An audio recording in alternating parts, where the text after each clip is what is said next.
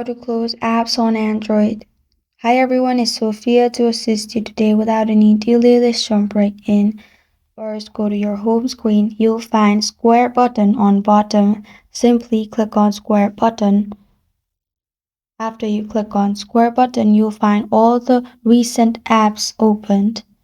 To delete all the apps, simply click on clear all and all the apps will be cleared. If you don't have this option, you can also swipe up and you'll find all the recent tabs. If you click on it again, as you can see, I have cleared all the tabs and there is no recent items showing up on my device. This is how to close apps on Android. Thank you for joining me today. If this video helps you out, please leave a like and subscribe for more. Got a question or want to suggest a topic? Comment below. I am Sophia signing off. Until next time.